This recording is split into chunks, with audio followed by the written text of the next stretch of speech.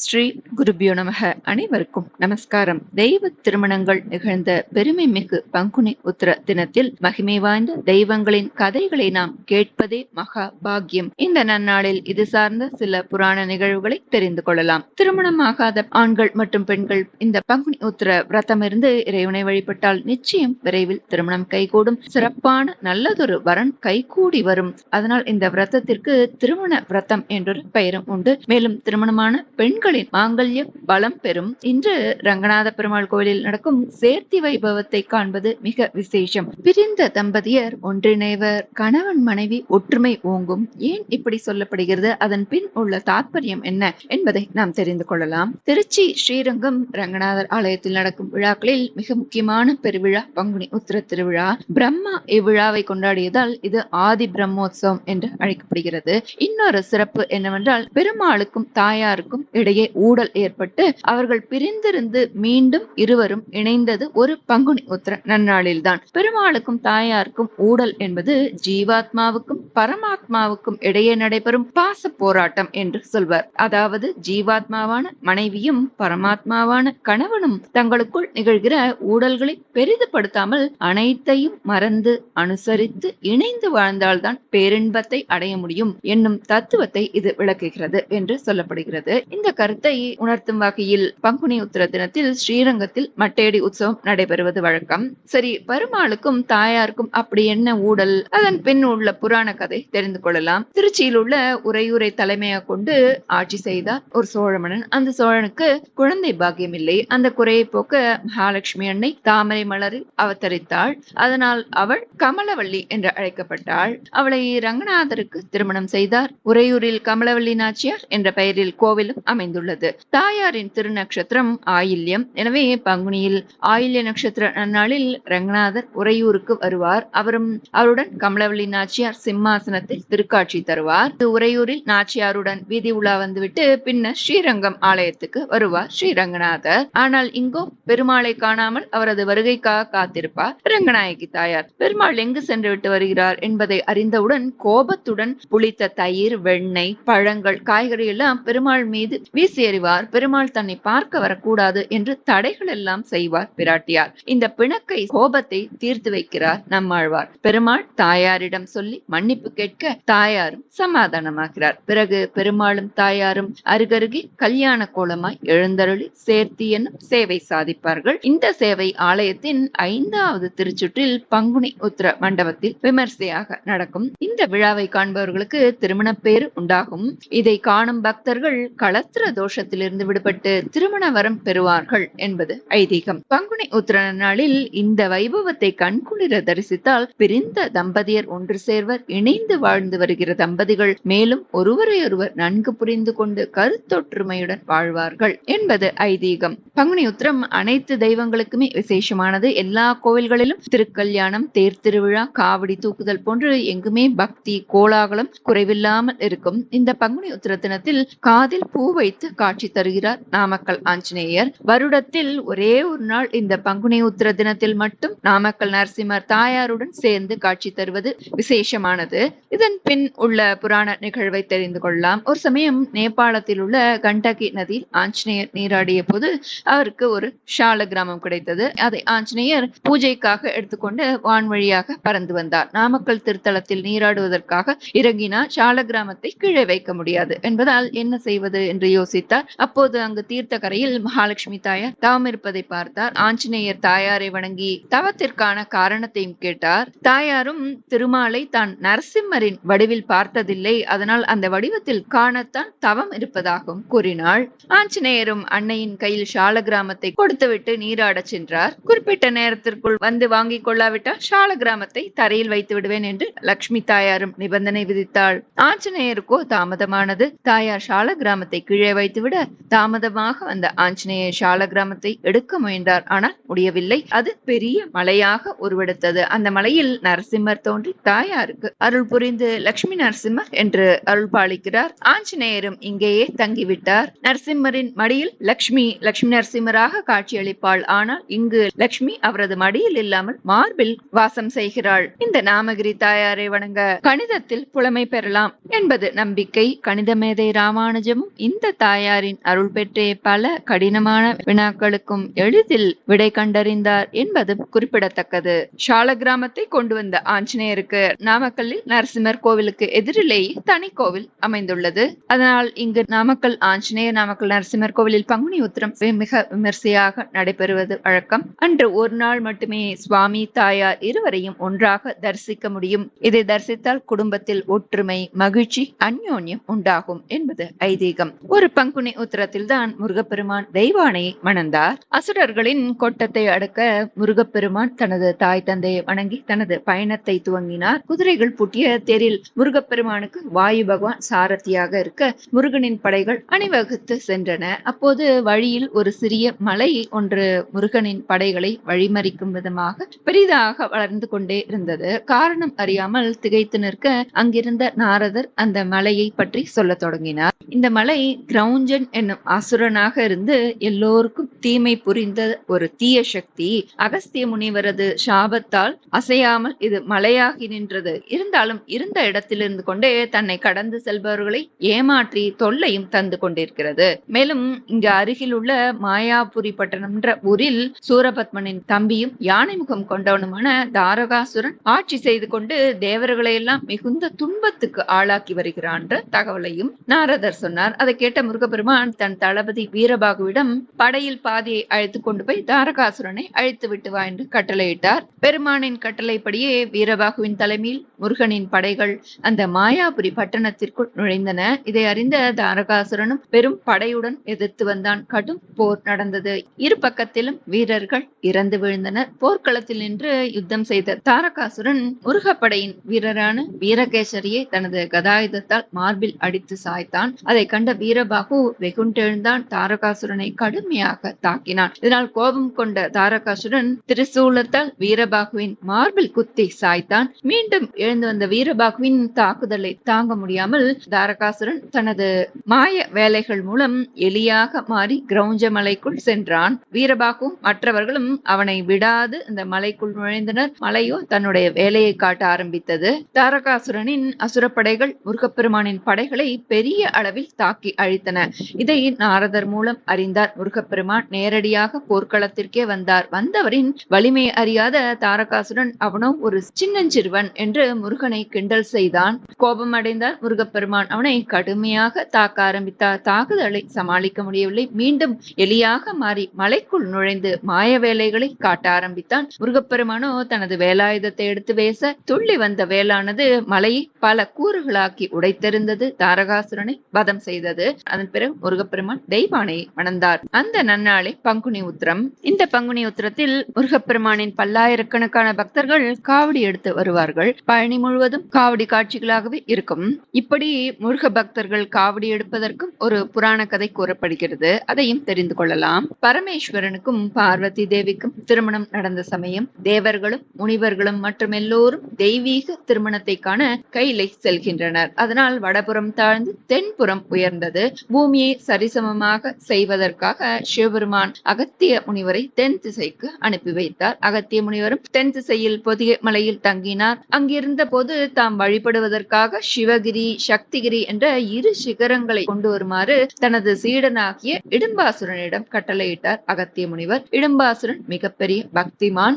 தன் குருவான அகஸ்தியர் இட்ட கட்டளையை நிறைவேற்றுவதற்காக தனது மனைவி இடும்பியுடன் கைலை சென்றான். அங்கு முருகப்பெருமான் கூறிய கந்தமலையில் உள்ள சிவகிரி, சக்திகிரி என்னும் இரு குன்றுகளையும் பெயர்த்தெடுத்து ஒரு பெரிய பிரம்ம தண்டம் அதன் இரு புறங்களிலும் காவடியாக கட்டி அதை தனது தோள் மீது வைத்துக் கொண்டு பொதிக மலைக்கு திரும்பி வந்து கொண்டிருந்தான். வரும் வழியில் திருவாவினன் கூடிக்கு மேலே ஆகாயத்தில் பறந்த போது முருகப்பெருமான் அந்த இரு மலைகளையும் அங்கேயே இறங்குமாறு செய்து அந்த இடத்திலேயே நிலை பெறச் செய்து விட்டார். இடும்பனையே அறியாமல் இறங்கியதுதானே. அதனால் இடும்பன் எவ்வளவோ முயன்று பார்த்தான் அதை எடுப்பதற்கு.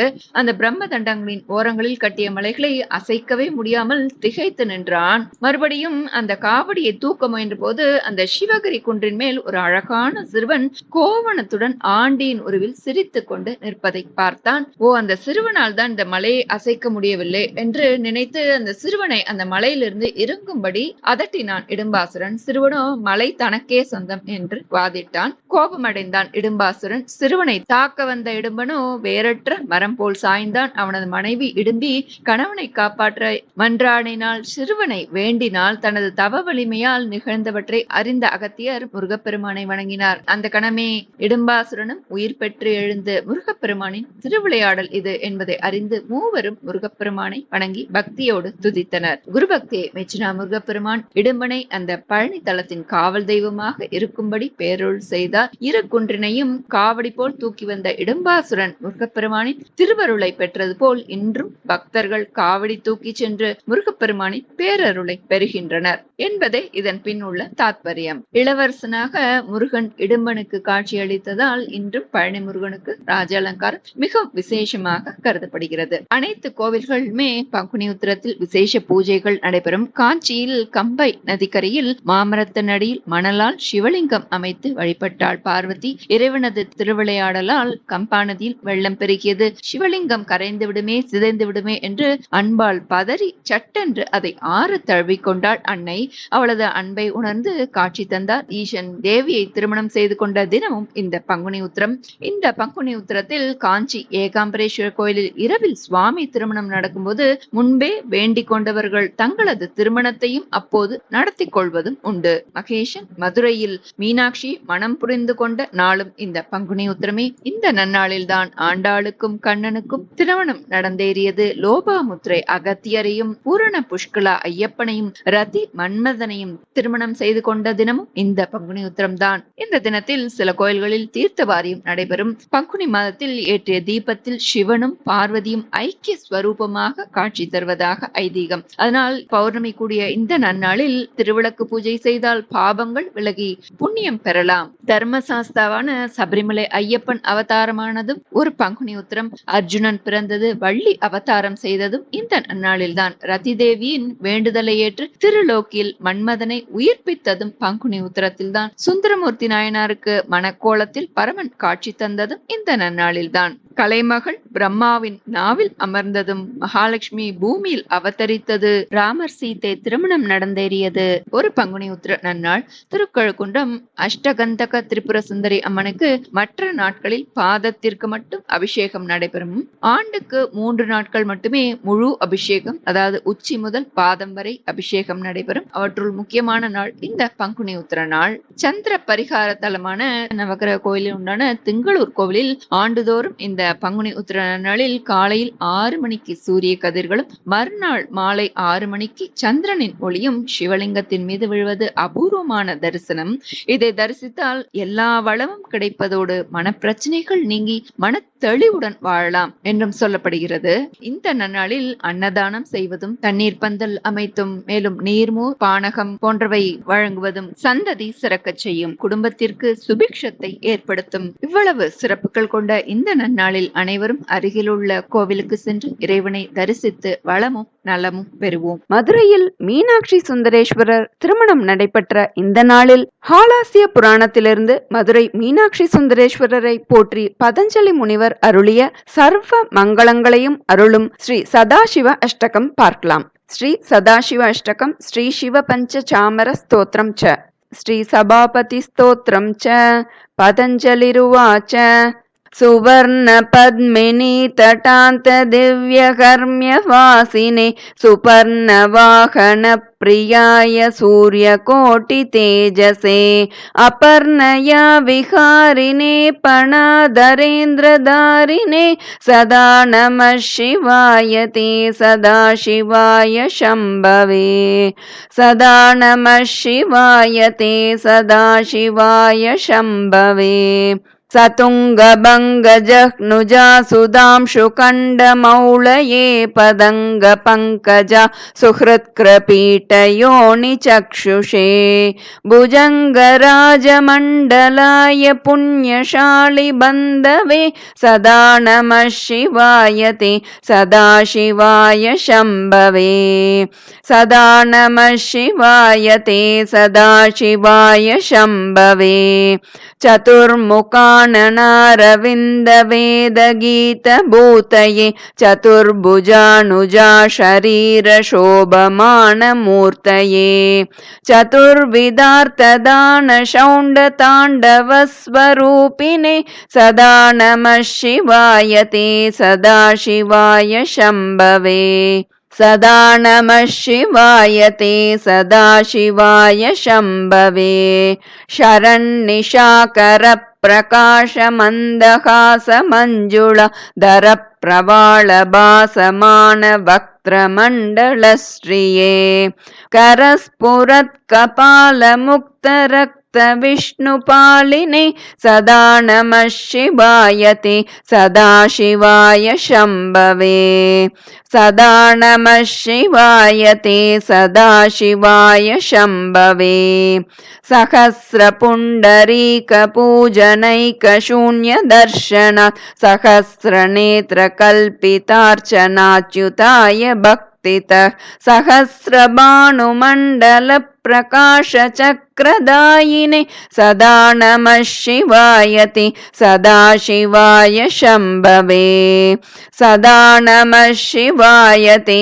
सदाशिवाय शम्भवे रसारताय रम्यपत्रभृद्रताङ्गपाणये रसाधरेन्द्रचापशिञ्जिनीकृतानिलाशिने स्वसारथीकृता जनुन्नवेदरूपवाजिने सदा नमः शिवाय ते सदाशिवाय शम्भवे सदा नमः शिवाय ते सदाशिवाय शम्भवे अतिप्रगल्भवीरभद्रसिंहनाद गर्जित श्रुतिप्रभीत दक्षयागभोगिनाकसद्मनां गतिप्रदाय गर्जिता किल प्रपञ्च साक्षिणे सदा नमः शिवाय ते सदाशिवाय शम्भवे सदा नमः शिवाय ते सदाशिवाय शम्भवे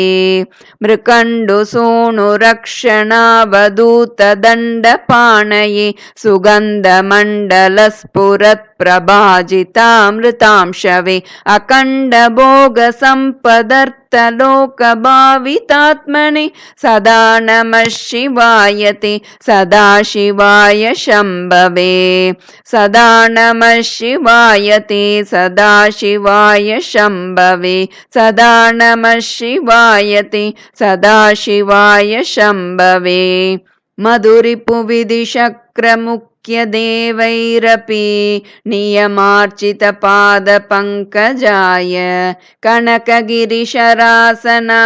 तुभ्यं रजतसभापतये नमः शिवाय हालास्यनाथाय महेश्वराय हालाहलालङ्कृतकन्दराय मीनेक्षणाय पतये शिवाय नमो नमः सुन्दरताण्डवाय